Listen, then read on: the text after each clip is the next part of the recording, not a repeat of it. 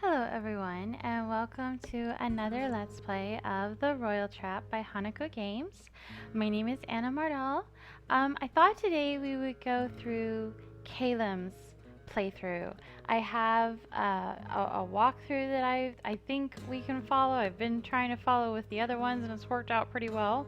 This is going to be all new content to me. I haven't done a Callum walkthrough before.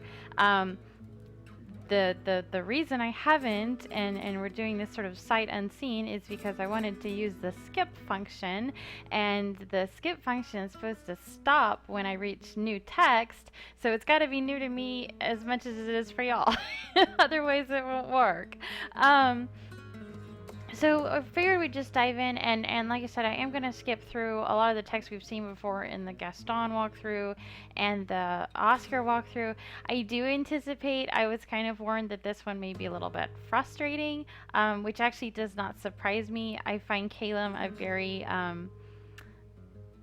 difficult character to reconcile, even emotionally, with myself, because on the one hand, he's got a lot of terrible personality traits and he kind of scares me, and on the other hand, he has a lot of backstory that I find intensely sympathetic.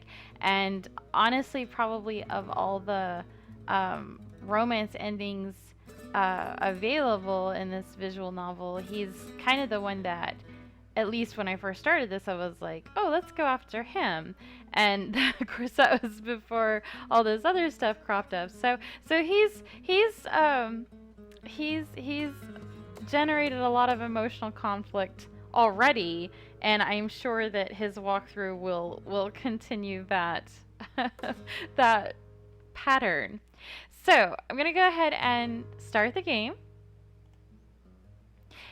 And this is the prologue, which we've all seen. So I'm going to put on the skip.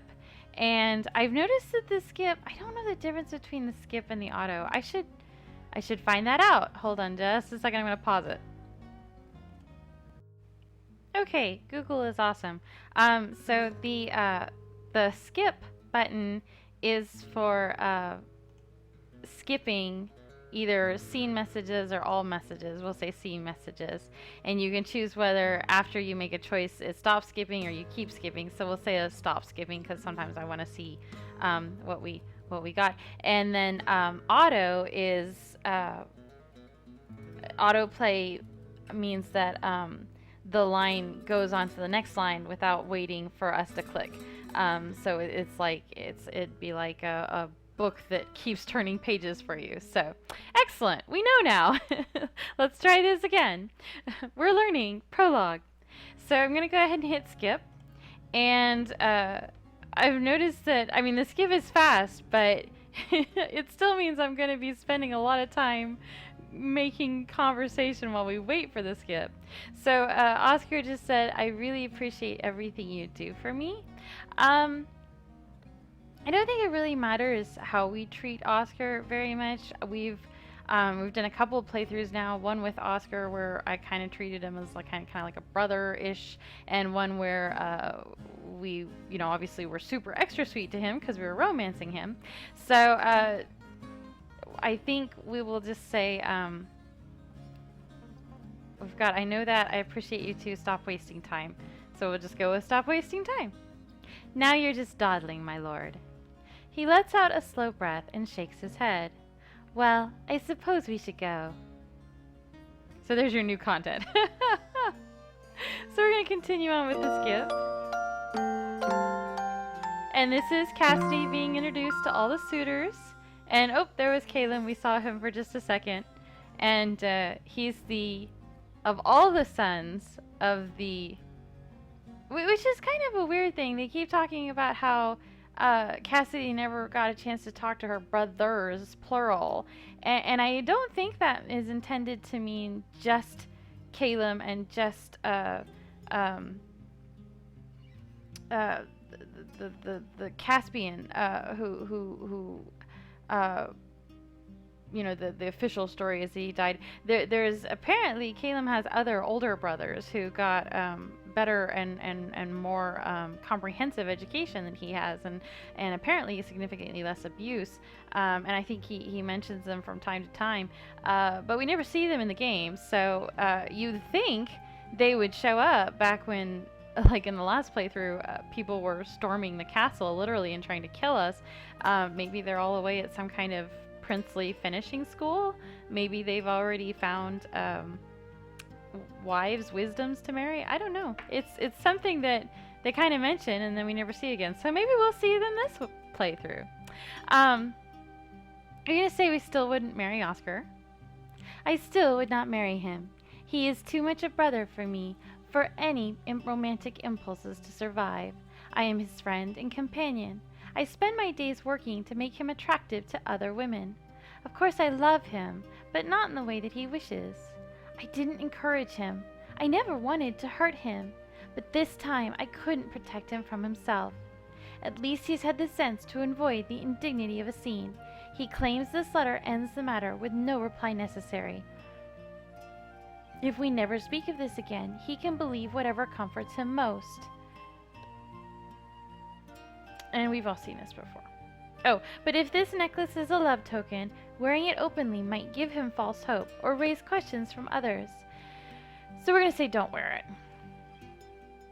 For many years, sailors and adventurers have given their loved ones tokens such as this to mark their promise to return. Anyone who saw me wearing such a thing would be certain that I had a lover, distant or denied, but still devoted. I am in no position to support a husband and family, not now, but that does not mean I have no heart. If I were to spend someone with whom I wish to spend more time, I would rather not begin with a misunderstanding. I close the blue velvet box and place it with my belongings. Even if I am not wearing his token, Oscar will know that I found it. That should be enough. Which I think is very sensible, and I appreciate in Madeline's, I like her reasoning there. And I hadn't even really thought of that until she pointed it out. But, let's back up and see Callum, although we've seen this before. But just this idea that, Oscar had asked her to wear this, even knowing that they can't get married. And she recognizes that that would essentially wall her off and mark her as to a lot of people, would mark her as taken or uninterested. And so, it's not really a neutral request. He is kind of saying, be my girlfriend, even if you can't be my girlfriend. So I appreciate that kind of called out that, no, we're not going to do that. I hear footsteps approaching, and at first think nothing of it. There are any number of servants in this palace, after all. But that is not a servant. My lord? You. Who are you? Madeline Valois, my lord. Valet to Osendower. What is he doing here? He is a prince. He should be dancing with the nobles assembled below. Could the man be, of all things, lost in his own palace? Do you need something, my lord? Nothing you could provide for me. The poisonous edge to his dismissal makes me wonder what exactly he thought I was offering. As I have failed to respond, he presses on.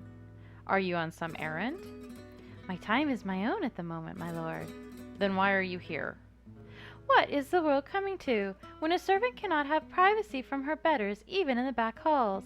It is a complete breach of decorum for him to set foot here at all. He shouldn't be challenging me about it. Inarguably rude though his question is, he is a member of the royal family, and I am a guest in his home. I am observing, my lord. Like the little cinder girl, watching and dreaming of what she can never have. I beg your pardon. Guest or not, that was just too far. No desire to be a princess, but then you must be a noblewoman's daughter in your own land. Younger daughter. And if misfortune favors the succession, it would fall to you. Better that than a younger son, the one left over when everyone tires of matchmaking. We can't choose how we're born. One would think. Anyway, my lord, you might be a king one day. That's not an option for me. Indeed. I suppose I shouldn't have said that much, but something about the man gets under my skin. So if not envy and not an errand, what's your game? I I'm keeping watch over my prince, as is my responsibility. At least I was, before you began interrogating me for no reason. His only answer is a snort, before he leans forward to place his own eye to one of the peepholes overlooking the ballroom. So we're gonna go back to skipping. This is mostly just angst about how could Oscar be in love? And here we get our awesome opening. Which I think we could skip, but why would we want to do that? There's the dancing scene we just saw with Oscar. And that's the opening screen with us helping him with his hair. I don't think we've seen that one yet, this screen. I think that's at the lake. That's when Callum is holding Oscar hostage. We recognize all the screens now. I don't think we've seen either of the Cassidy screens here, so I don't know if we're gonna get those in this playthrough. Nizagi with his there's glasses, so he definitely has an eyesight thing going on. Gaston and all of our other ancillary supporting characters. That's Madeline in jail.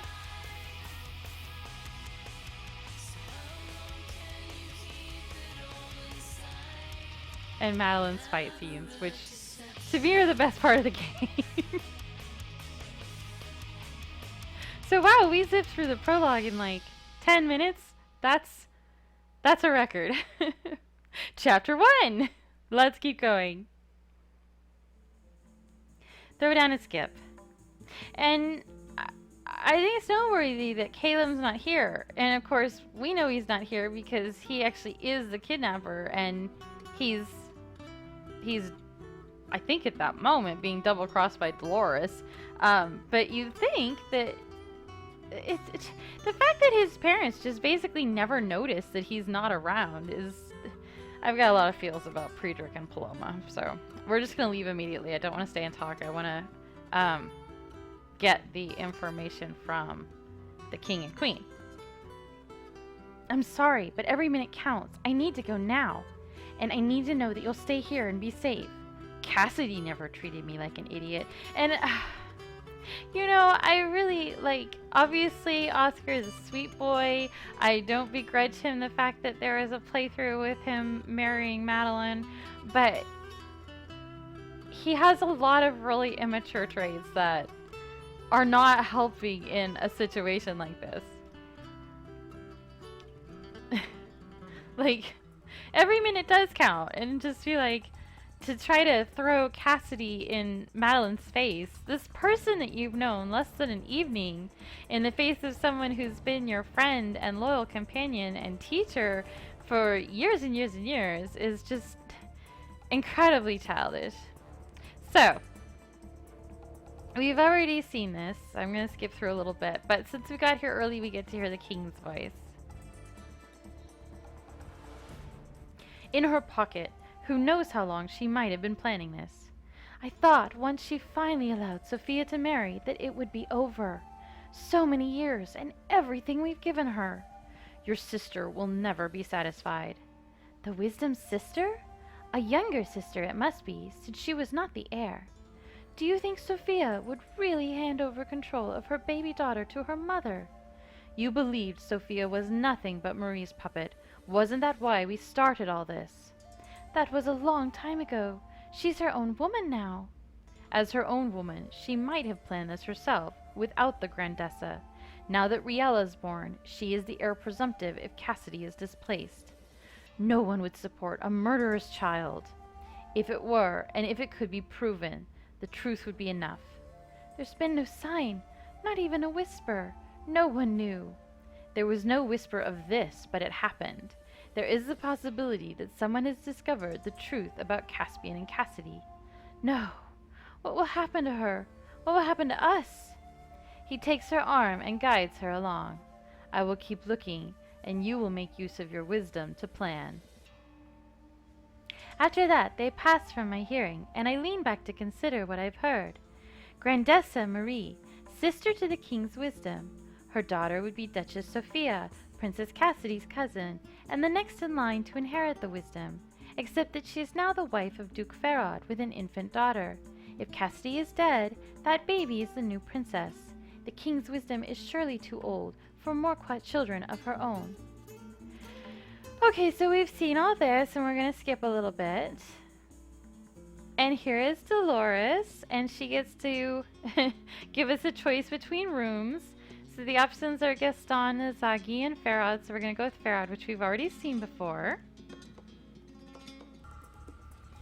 And I like him. And I was glad that... Oh. Why did the skip stop? I was really glad that he turned out to be a good guy in the Oscar playthrough because I liked him immediately, so that made me happy. Your family is next in line for the wisdom.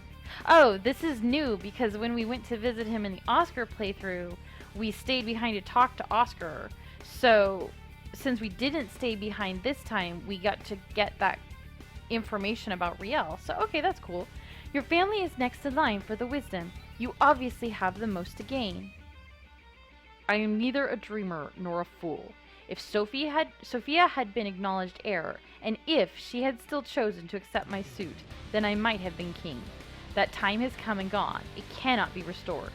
Even if it were otherwise, you insult my intelligence to suggest that I would hold my cousin here. So this part is not new. Oh. Well, it thinks it is.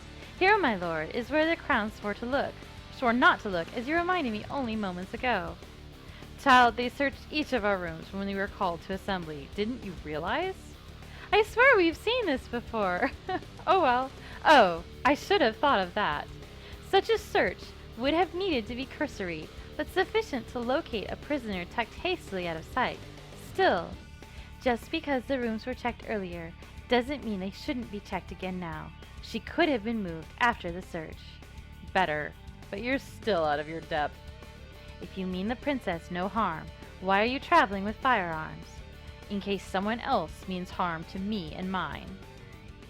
Which he mentioned in the last playthrough, the one with Oscar and the siege and the Civil War and everything, or the revolt, that he's been fending off help from people determined to put him and Sophia or Riel on the throne. And, you know, basically he's being centered as a revolutionary figure in a war that he wants nothing to do with.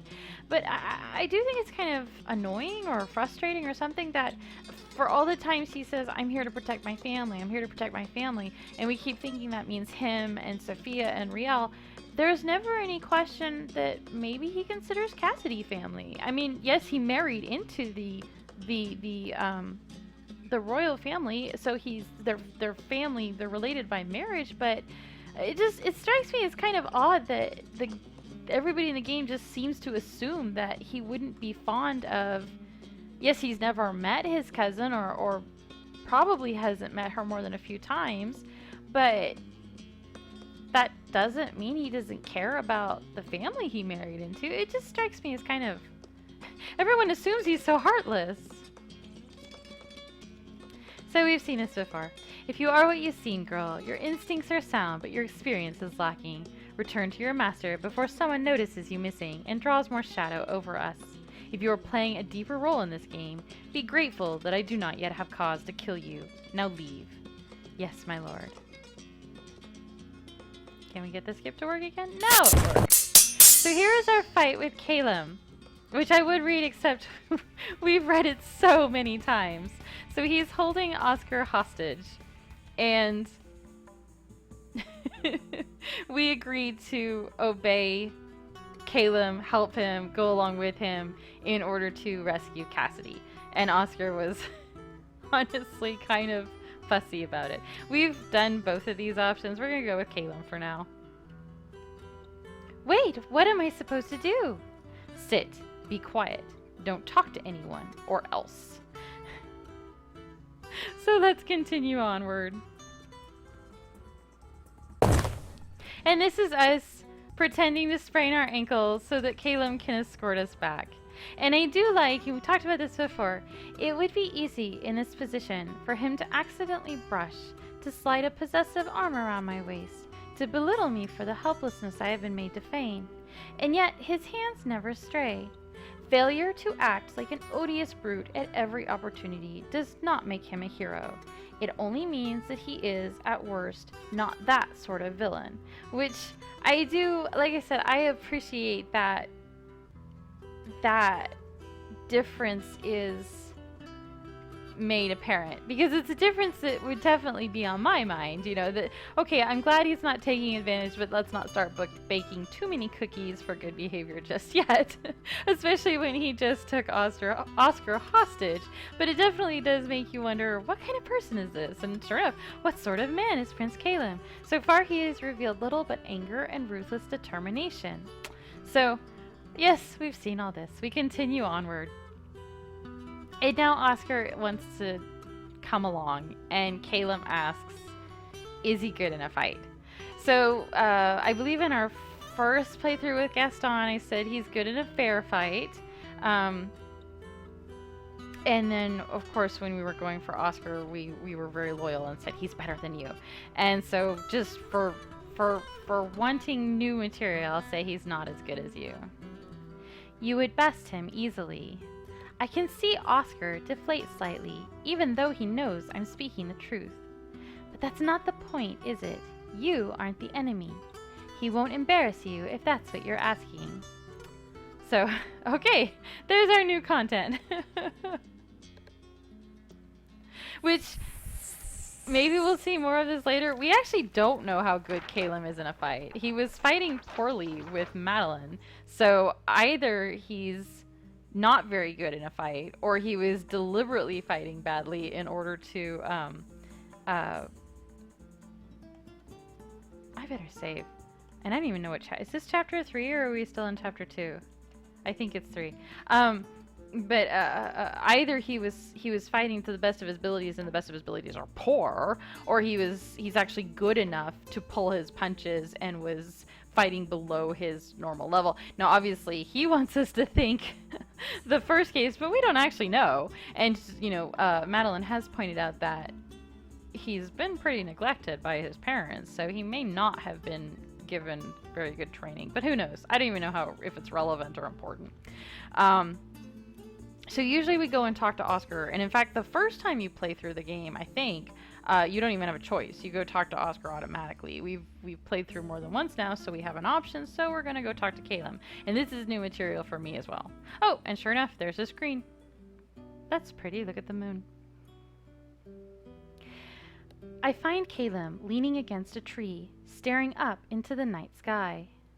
He shows no sign of acknowledging my approach, but I don't doubt that he knows I'm here. Still, it provides me the chance to study his profile without having to meet his eyes. Divorced from his usual challenging expression, his features are not unhandsome.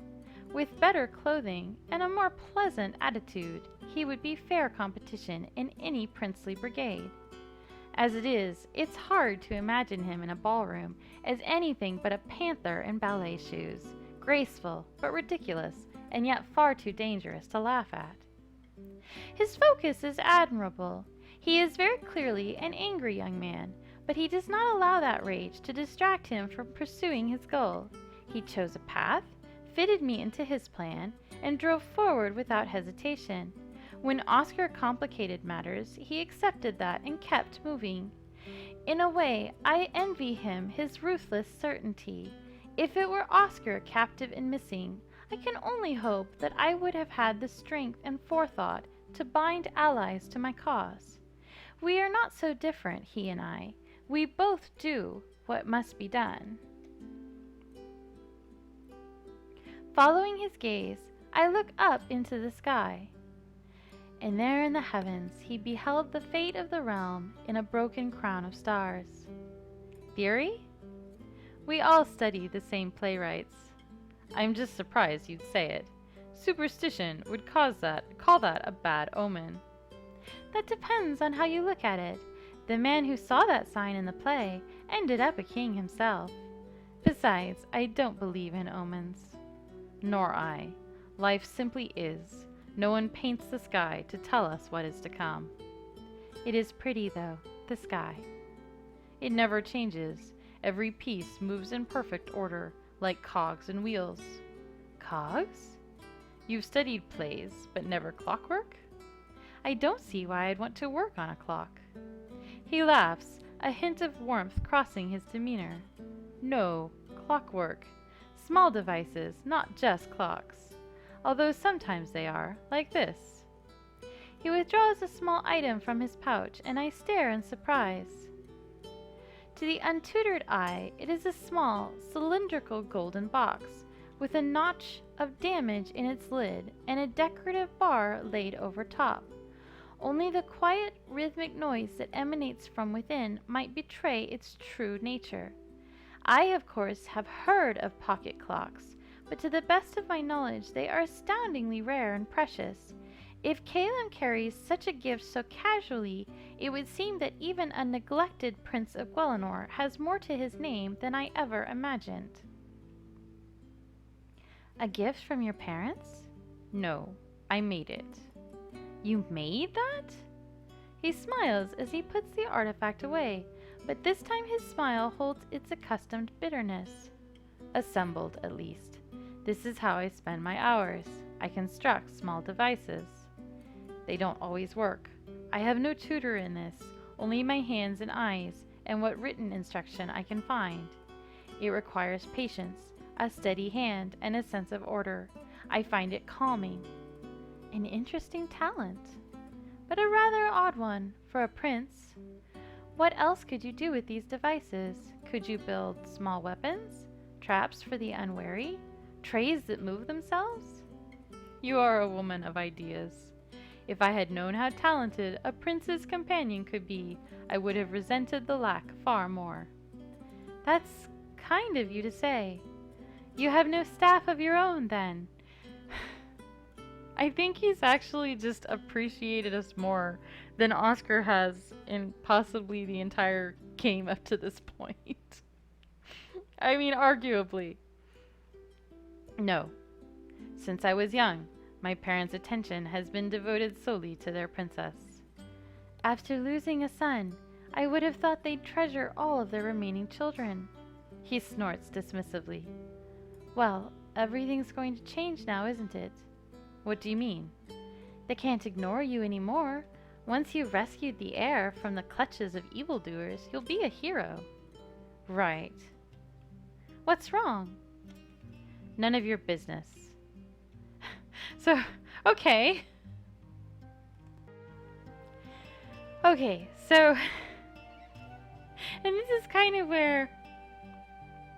God, I have such conflicted feelings about Callum, and a lot of them boil down to how utterly furious I am at his parents, because... And I kind of already knew this, but that conversation sort of brought it home even fuller that he's not doing this to improve his life. I mean, it would improve his emotional and mental state to be reunited with his sibling, but he's not expecting a reward for this. He's not, I don't think, even expecting to go back to the palace. You know, later Madeline says, what were you planning to do if Caspian had been, or sorry, if Cassidy had been, oh yes, thank God I'm Caspian, you've rescued me from this life I didn't want to lead. What was the next step? And Callum is, well, whatever, he says Caspian, but whatever Caspian wanted to do, that's what we would have done. I don't think he's expecting a good or easy or better life from this. He's doing this out of love. He's doing things I don't agree with, you know, and it comes down to, gosh, I really wish he'd, instead of going for the violent option of knocking Oscar unconscious and dragging Cassidy off, if only he had talked to her, and of course their parents have very carefully engineered both their lives so that can never happen. So, you know, I really, I hate the choices that Callum makes, but he's also been utterly set up to fail by his terrible, terrible parents. And I don't know the answer to that. So, but anyway, that was just something that randomly floated through my head. um, he moves away from the tree. Don't look at me like that. I'm not your friend. You're wasting your time. Oh. And even that, you know, again, if he's expecting tomorrow to be like, see you later, suckers, you know, and run off into the forest with, you know, he's not expecting to, I don't think he's expecting to ever see us again. So I can see why he's keeping his distance. Anyway, sleep, Valois, you'll need it. And with that, he breaks off conversation and leaves me alone. I don't understand. I thought we were connecting. Perhaps that's the problem. He doesn't seem accustomed to sharing his time with anyone. Such a man would not make a good king. No, probably not. Okay, so that was chapter 2. I thought it was chapter 3. He probably wouldn't make a good king, which, again, it just brings back my point that their parents have utterly set this kid up to fail. And even if some princess just completely falls in love with him and marries him and makes him king of her dominion, he probably is going to do a terrible job. So this is more of my anti-monarchy feels that I kind of went off on, which I'm not necessarily against the idea of a monarchy, but this story has been a really good example of how a terrible monarch can screw up so many lives, because Predric and Paloma have utterly failed this kid, and if he goes on and becomes a king, he's probably not going to do a very good job. So it's like they failed even more than him. Neither Callum nor I make any reference to our conversation the night before. This morning we are strictly business, which I really like that we're just utterly ignoring Oscar now. So there's no mention of the fact that we did not go to talk to Oscar. But I'm okay with that. Callum, the more time I spend with him, the less like a prince he seems. When we first met, he was angry about being the leftover son, the one ignored by his parents after they had expended their matchmaking energies on his older brothers. So, okay, yes, he has older brothers. Maybe they're already married off, and that's why they're not in this game. They've apparently made no effort to show him off to potential brides. He has no advisors to school him in graces or dress him to better effect, which is supposed to be, I think, a symptom of their neglect of him, but still begs the question of how on earth did they expect this to work? Because if he recognized Cassidy when they were little, and so they abused him and walled him off from her, so okay. But what was the end goal here? They clearly weren't planning to kill him. It seems like the best way to get rid of him would have been to groom him up and marry him off to, you know, maybe some nice noblewoman far away from court so that he doesn't visit very often, and, you know, basically parcel him off with a pension and get him far away from Cassidy. They've made no attempt to do that, so he's literally going to be the unwanted brother that lives around the palace for the rest of Cassidy's life, recognizing her. That seems like a bad plan. It's like they're being evil just for the lulz, and it makes no sense. Anyway, to me. But would he even want a royal bride? He is clever and strong, but he is no leader of men. He can barely manage to interact with myself and Oscar. I can't see him spending his days in court, not even with the wisdom to give him advice. Marrying into a lesser noble house would still leave him the same problem, if on a smaller scale. The power of the nobility rests in their skills at social interaction. Strange as it may sound, I think Callum would be a happier man if he had been born to a less prominent family, where his wits in his hands would have been enough to earn his future. What will become of him? Will he spend his life as a bachelor, tucked away in the back halls of the palace, meddling with his devices and forgotten? Or will he be bestowed like a gift upon some old widow seeking royal favor? He is not my responsibility. Once Cassidy is safe, My forced allegiance expires, and yet I cannot help feeling some sympathy for the man. We both face an uncertain future. And I think maybe that's another reason why, of all the endings, I kind of have already, having not seen it, of course, I kind of feel like I sort of like Callum's the best, because to me he kind of feels like,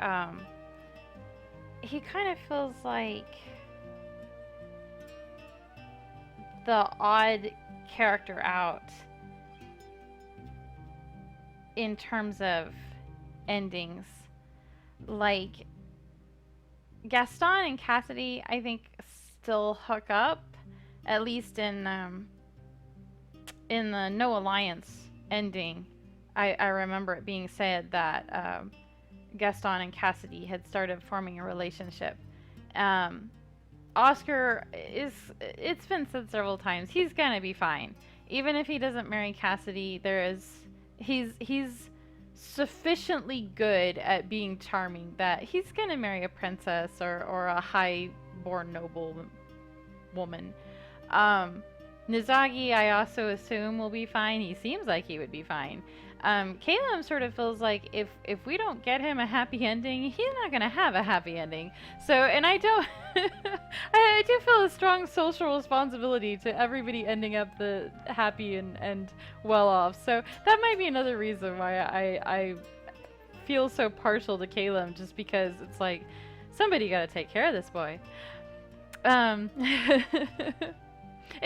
he's not Madeline's responsibility, but it's kind of sad and awful and tragic that the people whose responsibility he is, i.e. their parents, have just utterly fallen down on the job in terms of taking care of him. So anyway, sorry, moving on. And here's Callum and Dolores. And I am extremely troubled at how much he wanted us to kill her. I know he's incredibly loyal to... I don't like that scene. I know he's incredibly loyal to the people he cares about. And obviously he's extremely angry about Dolores double-crossing him and Dolores hurting Cassidy in the process. I get it. The whole murder frenzy feels I'm less happy about, to put it mildly. Backing up. Oh! There must be more to her story than I'm seeing. Who sponsored her to royal service? Why hasn't she been either advanced or dismissed? Callum insisted that she was working alone and motivated by gold, not by politics. And the last thing Dolores said was that Callum hadn't told us the whole story. Could she be his agent and turned on him? But that doesn't make sense. Last night, Callum said he'd never had a trusted assistant like me. I may have some questions for that woman when she wakes up, but in the meantime, we have a princess to rescue. Gonna do some more skipping here. I feel like this is an unfair choice because protecting Cassidy and letting Callum explain are not mutually exclusive. And I do feel like we should protect Cassidy because she's the victim here and terrified. And I'm also okay with letting Callum explain. I shouldn't have to choose between them, but in order to get the ending we want, we have to say let Callum explain, so that is our choice. Let's not get too excited here. We're all supposed to be friends. Callum, do you want to explain what in the world you're talking about? And I think we've seen this. Yes. And I don't have to read it again because it makes me it makes me uncomfortable and unhappy. So this is Callum explaining how Cassidy looks just like the little brother that he remembers. And oh, we have new text. So you're really Cassidy. I really am. Why does my chest feel strangely heavy when I see the light go out of his eyes? Oh. So because we care about Callum. We're going to defend him from the accusation that he was going to, you know, turn on us and murder us. Which, I mean, I guess he could have. He's very murder frenzy. But I honestly don't even think he thought that far ahead. Like, what do I do with that? He was just aiming for get Cassidy back, get her safe, explain things to her, and then we'll run off into the sunset. So, of course he wasn't planning to kill us. It wouldn't make any sense. He's outnumbered. With 2 on 1, it would be much too likely for one of us to defeat him or escape. If Callum wanted to cover his tracks that way, the smart thing to do would have been to leave Oscar in the castle. Then he could kill Dolores, then kill me, then hide the bodies, and Oscar and Cassidy would never know what happened. I pause, realizing that everyone is staring at me. What? Sometimes your mind works in strange ways. I find her logic refreshing. Thank you, Callum. None of this is what I planned, ever since that creature put a stick in the wheel. Plus, I love Dolores. Whatever he wanted, I wanted to tell him about everything he'd missed growing up and help him find his own life again, help him get out of the palace, or prepare him to confront our parents if he wanted. It doesn't matter now. No, it doesn't. We'll go home. We'll talk to Mother and Father. So let's skip on through this. So that went well. Chapter 4, The Betrayal. And this is... this is Dolores trying to, get, out of jail, essentially. And this is, okay, so this is us walking back. Princess Cassidy struggles on bravely. The page has no intention of making this easy for us. As we walk, I watch Callum with his sister. I don't think he knows what to make of her. Her cheerful spirit, her ready acceptance of him, her loyalty and affection. All of these are things that seem strange and wonderful to him. He values her, that's easy to see. And yet she is not what he was looking for. She was the illusion that he intended to destroy, to reclaim his lost brother. It must be strange to find yourself liking someone after a plan like that, which I kind of want to tear up a little bit, because first of all, it's really tragic that somebody being genuinely nice to him is shocking to him. He's just, all the feels about their parents. And second of all, this just all sort of brings back again that all of this was utterly unnecessary. If Callum and Cassidy had had a chance to talk together, I think they would have formed a really close friendship, and none of this... Hold on, I'm going to pause and take a drink. And we're back. Almost as strange as it is for me to find myself reluctantly liking the man after everything he's done. Oh my gosh, you and me both, Madeline. That is a very strange feeling. I am right there with you. Despite all of his secrets and machinations, I find that he is reliable. His actions are never selfish or thoughtless. Even if it costs him, he will do what he thinks is right. Well, I do still think that him pep talking Oscar and Madeline to kill Dolores when he was pretty sure that Dolores was acting on her own and was not a threat, I think that was selfish. At the very least, it was kind of a revenge anger feels. At the most, Machiavellian sliding scale, he very probably was trying to get rid of witnesses. Because if Dolores is gone, he could just blame everything on her, and she tricked me into all this stuff with Cassidy or whatever. He could come up with a story. No, I'm not saying that was what he was doing. He may have just been acting out of angry revenge feels of how dare you betray me, how dare you hurt my family, but that is still sort of selfish and or thoughtless of Dolores's just basic humanity. Anyway, it doesn't matter. Now that the adventure is over, our association will end. Oscar and I will return to Osendower, and unless we receive another invitation, we may never see Gwelinor again. And now we're going to visit with an assassin. And Callum earns points for saving our life. Less points for... Hold on a second. Did he say Duke Farad? Oh, he said probably Duke Farad.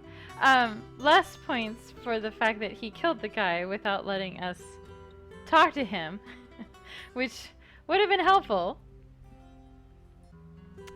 We should hurry. We can send someone to pick him up later. We need to get you to safety. I'll do my best. Wait, one thing. I wanted to thank you for backing me up. You mean for saving your life? I wasn't out of the fight for good, but I'm glad you were there. I hold out my hand to him, this time of my own free will. His fingers wrap around mine, his grip strong and firm. I am glad that you were there also. Now let's move. Aw, so that was kind of sweet. And now we're going to be completely just screwed over by their parents, so that's awesome. Let's see, what should we have done before? We're gonna untie her. I'd ask you to promise you'll behave, but I've seen how seriously you take your oaths. If it's like that, then I don't want your help. No, I'll do it. I struggle a bit with the tight knots, but eventually I have her free. She shakes out her hands, cursing under her breath, then scrubs at her face with clumsy fingers. Her eyes meet and hold mine for a moment, but her will is weaker than mine, and she soon looks away. Why did you do it? Do what? Betray your masters. Why not? You had a good position here. Better than someone like me deserves, huh? Don't think I haven't heard that every day of my life. So we've already seen this, and this isn't our Dolores playthrough, so I'm going to skip through it. We'll come back and read it later when we do a Dolores ending. And this is us waiting in our cell. Oscar shows up and tells us that we're going to be blamed for everything, but that we need to agree. So we go to our punishment, and Callum and Cassidy were not there. And now I am going to save again, and this is the end of chapter 4. And I'm going to go ahead and cut and stop the video because this is getting into the 50-minute range, and then I'll come right back and we'll do Callum's chapter 5. So thank you for watching another Let's Play of the Royal Trap, and I will be back in just another minute or two as far as the uploading goes. Bye bye.